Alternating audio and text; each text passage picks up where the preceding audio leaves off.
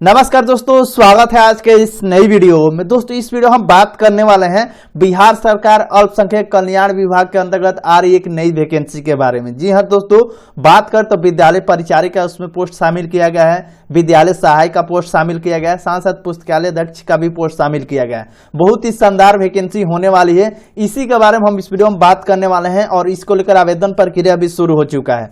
तो किस तरीके से आपको आवेदन करना है, सारी जानकारी हम आपको इस वीडियो में बताएंगे। अच्छा खासा आपको सैलरी भी मिलेगा, तो क्या इसका एजुकेशन क्वालिफिकेशन रहेगा, हर एक जानकारी हम आपको इस वीडियो में बताएंगे। तो इस वीडियो को आप एंड तक जरूर देखिएगा और वीडियो को शेयर भी कर दीजिएगा। अगर आप भी चाहते हैं बिहार में ही रहकर आप जॉब करें तो आपके लिए बहुत ही शानदार मौका है। फाइनली दोस्तों, इस वैकेंसी के बारे में पूरी जानकारी समझने के लिए सबसे पहले आपको इस वाले वेबसाइट पे आना होगा, अल्पसंख्यक कल्याण विभाग के ऑफिशियली वेबसाइट पे। इस वेबसाइट पे आएंगे तो नीचे के स्क्रॉल डाउन करेंगे तो यहाँ पे दिखलाई देगा एक नोटिफिकेशन जो कि अभी अभी पब्लिश किया गया है। इस नोटिफिकेशन को आपको ओपन कर लेना है। आप जैसे नोटिफिकेशन को ओपन करेंगे इस तरीके से ये नोटिफिकेशन शो होगा जिसमें पूरी जानकारी बताई गई इस वैकेंसी के रिगार्डिंग, जो कि हम आपको इसमें टिक आउट भी लगा दिए हैं, जो भी मेन जो बातें हैं ताकि आपको हम बता सके, क्योंकि नोटिफिकेशन तो लगभग 7 से 8 पेज का ये नोटिफिकेशन है। जो भी मेन जो जानकारी हम आपको बताएंगे और नोटिफिकेशन कैसे डाउनलोड करेंगे जो कि आपको हम बता ही दिए शुरुआत में, तो नोटिफिकेशन डाउनलोड कर लीजिएगा। और इसका आवेदन फॉर्म जो होता है दोस्तों, ये ऑफलाइन आवेदन होता है, जो कि आवेदन फॉर्म नीचे की ओर आपको दिया गया है, जो कि आप आवेदन फॉर्म आपको खुद से भी जमा कर सकते हैं, नहीं तो डाक जो भी पोस्ट ऑफिस के माध्यम से भी आप इसे भेज सकते हैं इसके पते पर। अब आइए इस वैकेंसी के बारे में डिटेल्स में समझते हैं कि कौन कौन लोग इसका लाभ उठा सकते हैं, यानी कि कौन कौन लोग इसमें आवेदन कर सकते हैं। सबसे पहले बात कर लेते हैं दोस्तों इस वैकेंसी जो कि बिहार सरकार अल्पसंख्यक कल्याण विभाग द्वारा ये नोटिफिकेशन पब्लिश किया गया है।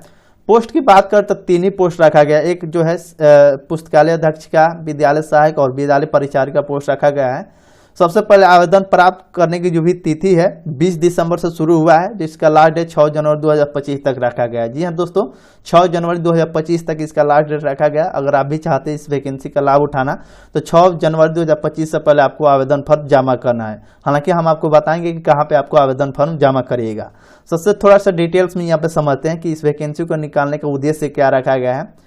बोला गया कि अल्पसंख्यक कल्याण विभाग के अंतर्गत, यानी कि जो भी अल्पसंख्यक कल्याण विभाग है इसके अंतर्गत 13 अल्पसंख्यक आवासीय विद्यालय यानी कि पूरे बिहार में अलग अलग जिलों में संचालित किया जाना है। शैक्षणिक गैर शैक्षणिक पदों के लिए 4 से 81 पदों की स्वीकृति प्रदान की गई, यानी कि 13 अल्पसंख्यक आवासीय विद्यालय जो अलग अलग जिलों में बिहार के चलाए जाते हैं उसी के चलाने के लिए और बेहतर तरीके से चलाने के लिए विभाग द्वारा 4 से 81 पदों पर स्वीकृति प्रदान की गई है, जो कि वैकेंसी कराने को लेकर 4 से 81 पदों पर स्वीकृति प्रदान की गई है, जो कि वर्तमान में यानी कि अभी तत्काल में 2 जिलों में जैसे दरभंगा हो गया, किशनगंज जिले में अल्पसंख्यक आवासीय विद्यालय क्लास 9 से लेकर 12वीं तक की जो भी क्लास है उस शुरू किया जाएगा।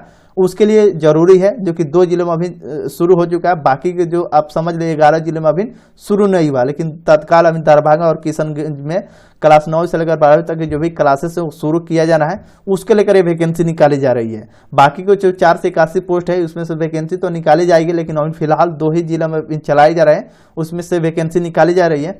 इसमें पद की बात करें तो पुस्तकालय अध्यक्ष का पोस्ट रखा गया है, जो कि 1 पोस्ट रखा गया है। विद्यालय सहायक का 4 पोस्ट रखा गया, विद्यालय परिचारिका 4 पोस्ट, यानी कि टोटल 9 पोस्ट पे वैकेंसी निकाली गई है। अभी आने वाले समय में तो 4 से 81 पोस्ट जो है इसमें तो निकाली ही जाएगी, लेकिन अभी 9 पोस्ट पे निकाली गई है। इसमें पुस्तकालय अध्यक्ष की बात करते अति पिछड़ा वर्ग के 1 रखा गया पोस्ट, और विद्यालय सहायक की बात करते गैर आरक्षित के लिए 2 पोस्ट रखा गया, अति पिछड़ा वर्ग के लिए 1, अनुसूचित जाति के लिए 1 रखा गया। वहीं विद्यालय परिचारिक के लिए 4 पोस्ट में से गैर आरक्षित के लिए 2 और अति पिछड़ा वर्ग के लिए 1, अनुसूचित जाति के लिए 1, यानी कि टोटल 9 पोस्ट पे वैकेंसी निकाला गया है। अब थोड़ा वैकेंसी के बारे में समझे तो दोस्तों ये कोई सरकारी जॉब नहीं है बल्कि संविदा पे है, लेकिन संविदा पे है तो भी आपके लिए बहुत ही अच्छा है, जो कि आप बहुत दिनों तक आप जॉब कर पाएंगे। और भी हम आपको बताएंगे, जो कि यहाँ पे साफ साफ बोल दिया गया है कि जो भी अल्पसंख्यक आवासीय विद्यालय में पुस्तकालय अध्यक्ष हो या विद्यालय सहायक या विद्यालय परिचारी, यानी कि तीनों पोस्ट के स्वीकृति पदों के विरुद्ध निम्नलिखित रिक्त पदों पर सामान्य प्रशासन विभाग बिहार पटना के संकल्प संहिता के दिनांक निर्धारित शर्तों और राज्य सरकार के आरक्षण नीतियों के अधीन सेवानिवृत्त कर्मियों को संविदा के आधार पर नियोजन किया जाना हेतु आवेदन लिए जा रहे हैं। यानी कि जो भी सेवानिवृत्त हैं, यानी कि जो भी इससे पहले वो जॉब कर चुके हैं लेकिन अब रिटायर हो चुके हैं, उनके लिए आवेदन प्रक्रिया हुआ है, यानी कि नए लोग इसमें आवेदन नहीं कर सकते हैं। सेवानिवृत्त जो कर्मी हैं उनको संविदा के आधार पर ये जॉब मिलने वाला है, कोई सरकारी नौकरी नहीं है बल्कि संविदा पर जॉब मिलने वाला है, जो कि संविदा पर भी 1-2 साल का नहीं बल्कि बहुत दिनों का आपको संविदा पर ही जॉब मिलेगा। लेकिन सेवानिवृत्त कर्मियों के लिए नए लोग इसमें आवेदन नहीं कर सकते हैं, जो कि पहले से पुस्तकालय सहायक का काम किए हैं या विद्यालय परिचारी के जॉब किए हैं या पुस्तकालय अध्यक्ष का जॉब किए हैं, उनके लिए ये मौका है। तो ये जानकारी है। अब इसमें जानकारी जो बताया गया कि जो भी उनका जो उम्र होगा, अधिकतम उम्र 65 वर्ष तक आप है, 65 वर्ष तक है तो आप इसमें आवेदन कर सकते हो। उससे कम है तो अभी आवेदन कर सकते हो। अगर 65 वर्ष अगर आपका उम्र ज़्यादा होता है, बेशक आप पहले से भी जॉब कर चुके हैं, सेवानिवृत्त है, तो आपको इसमें चयन आवेदन नहीं कर पाएंगे। 65 वर्ष तक 65 से नीचे आपका उम्र होना चाहिए। और इसमें जब आप लगेंगे तो 2 वर्ष के लिए अथवा उक्त पद पर नियमित नियुक्ति होने तक के लिए होगा, यानी कि 2 वर्ष के लिए तो आपको कराए जाएंगे, लेकिन अधिकतम आप 65 वर्ष तक कर सकते हैं। आप किस लिए कर सकते हैं, तो उनको अगर आवश्यकता पड़ती है विभाग को तो उनको 1-1 साल के लिए उनकी जो भी सेवा है विस्तार किया जाएगा, यानी कि बढ़ाया जाएगा कि आप 2 साल और रुक जाइए, 3 साल और रुक जाइए। इसी तरह यानी कि 65 वर्ष तक आप मतलब जॉब कर पाएंगे। अगर आपका परफॉर्मेंस अच्छा रहता है तो अगर आपका काम अच्छा रहता है तो ही बढ़ाया जाएगा, नहीं तो आपको 1 साल 2 साल काम कराया जाएगा, उसके बाद आपको हटा दिया जाएगा, क्योंकि आप तो संविदा पे है, कोई गवर्नमेंट जॉब तो नहीं है, कोई एग्जाम तो आप दे नहीं रहे। इसी का अगर आपका परफॉर्मेंस अच्छा रहता है तो इसमें बढ़ा दिया। हालांकि इसमें 200 निकाला ही कम ही जाता है, क्योंकि अच्छा अगर आप प्रदर्शन करते हैं तो उन पर रख लिया जाता है, जो कि 65 वर्ष तक आप जॉब कर पाएंगे। अब चौथे नंबर पर जानकारी दिया गया कि संविदा पर नियोजित सेवानिवृत्त जो होते हैं पुस्तकालय अध्यक्ष, विद्यालय सहायक, विद्यालय परिचारी, उनका सैलरी क्या रहता है। तो सैलरी के बारे में यहाँ पे साफ साफ बता दिया कि जब भी आप काम कर रहे थे, जिस जॉब कर रहे थे, उसमें प्राप्त जब आपका अंतिम वेतन था, लास्ट आपका सैलरी था, जो कि सेवानिवृत्ति के समय अंतिम वेतन, जो कि महंगाई भत्ते के साथ योगफल जो राशि आपका मिल रहा था, आपका अंतिम वेतन और जो भी आपका महंगाई भत्ता था उसको जोड़ के कितना आपको सैलरी मिल रहा था, उस राशि का प्राप्त महंगाई भत्ता की राशि को घटाकर जो भी सैलरी आपको मिल रहा होगा उसके बिहे पर आपको सैलरी दिया जाएगा। इनके लगभग बात करता है जब आप रिटायर हुए थे, आपका सैलरी जो था उसी के रेंज में आपको सैलरी दिया जाएगा। तो आप समझ सकते हैं कि कितना आपको सैलरी हुआ होगा। विद्यालय परिचारिका, विद्यालय सहायिका, पुस्तकालय अध्यक्ष जो भी जॉब किए होंगे उनको पता होगा कि हमको सैलरी कितना मिल रहा था, तो उसी के लमसम में आपको सैलरी मिलेगा, जो कि इसमें 10,000, 12,000, 25,000 जिसका जो पोस्ट है उसके आधार पर आपको सैलरी दिए जाएंगे। जो कि इसमें जानकारी दिया है, जो कि जो सैलरी होगा सेवा पूरे काल के स्थिर रहेगा, ये जानकारी दिया गया। अब आपको पेंशन का भी लाभ इसमें दिया जाएगा, जो कि देख सकते हैं बोला गया कि सामान्य प्रशासन विभाग बिहार पटना के दिनांक 17 नवंबर 2021 के अनुसार नई जो अंशदायी पेंशन योजना से आच्छादित हैं, जो कि संविदा पर नियोजित कर्मियों के लिए निर्धारित जो मानदेय देय होगा, यानी कि आपका जो भी नियम जो बनाया गया सामान्य प्रशासन विभाग द्वारा, वो नियम के अनुसार आपको संविदा पर मानदेय आपको दिए जाएंगे। ठीक, पेंशन दिए जाएंगे, मानदेय पेंशन आपको मिलेगा। अब इसमें बोला गया कि आपको जब आवेदन करें तो उस परिस्थिति में आपके ऊपर कोई किसी प्रकार का गंभीर आरोप, कोई FIR, कोई मामला दर्ज नहीं होना चाहिए। उसके लिए आपको शपथ पत्र आपको देना पड़ेगा। ठीक, तभी आप इसके लिए आवेदन कर पाएंगे कि आपके ऊपर कोई सी प्रकार के FIR वगैरह, केस वगैरह तो नहीं चल रहा है, कोई आपराधिक मामला तो दर्ज नहीं कराएगा। उसके लिए आपको शपथ पत्र देना होगा आपको। उसके बाद 7वें नंबर बोला गया कि आवेदन के आरक्षण के दावा से संबंधित उनका जो भी है जाति प्रमाण पत्र आपको देना पड़ेगा। अगर आपको आरक्षण का लाभ चाहिए तो उसके लिए आपको जाति प्रमाण पत्र देना पड़ेगा। नीचे की स्क्रॉल डाउन करेंगे तो आपका जो भी है स्वास्थ्य प्रमाण पत्र भी आपको देना पड़ेगा कि आप पूरी तरीके से मेडिकल फिट है, आपको किसी प्रकार का बीमारी नहीं है, तो उसके लिए आपको स्वास्थ्य प्रमाण पत्र देना पड़ेगा, जो कि साफ साफ बता दिया गया कि चिकित्सा पदाधिकारी सह शल्य चिकित्सा पदाधिकारी द्वारा जो भी स्वास्थ्य प्रमाण पत्र है वो आपको देना पड़ेगा, जो कि अनिवार्य है और उसको अटैच करना पड़ेगा जब भी आप आवेदन करेंगे। तो ये जानकारी हो गया।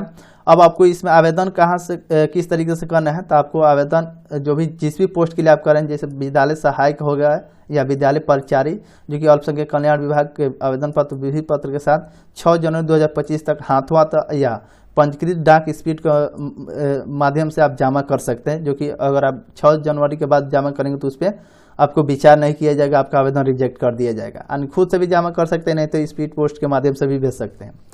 इसमें बोला गया कि 2 नंबर बोला गया कि राज्य सरकार द्वारा निर्धारित आरक्षण नीति के अनुसार सामान्य प्रशासन विभाग के द्वारा समय समय पर निर्गत परिपत्रों के आलोक में महिलाओं, दिव्यांग, स्वतंत्रता सेनानी के पोता पोती, नाती नातिन के 37 आरक्षण भी देय होगा। अगर आप दिव्यांग हैं तो भी आप इसमें आवेदन कर सकते हैं, आपको आरक्षण का लाभ दिया जाएगा। स्वतंत्रता सेनानी है तो भी आपको आरक्षण का लाभ दिया जाएगा, तो आप इसमें आवेदन कर सकते हैं।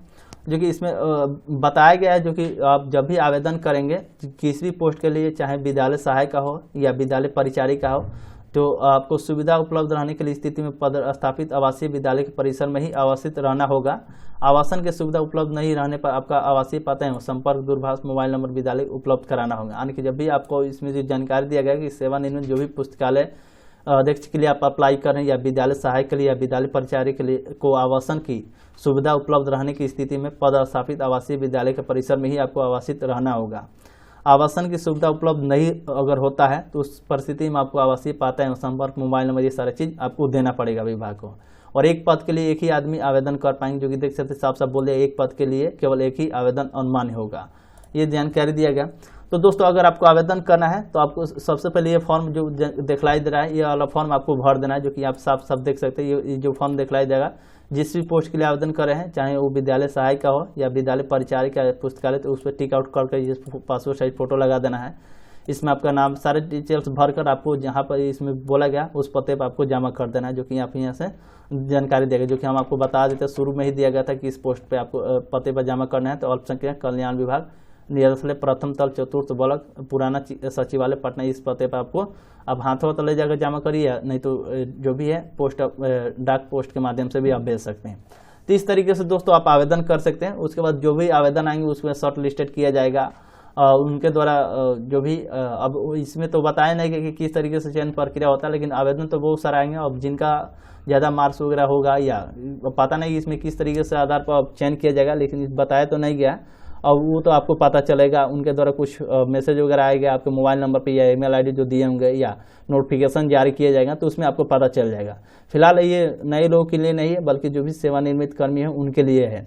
तो उम्मीद करता हूँ आपको पूरी जानकारी समझ में आई होगी। वीडियो यूजफुल लगा हो तो लाइक कर दीजिएगा, शेयर भी कर दीजिएगा।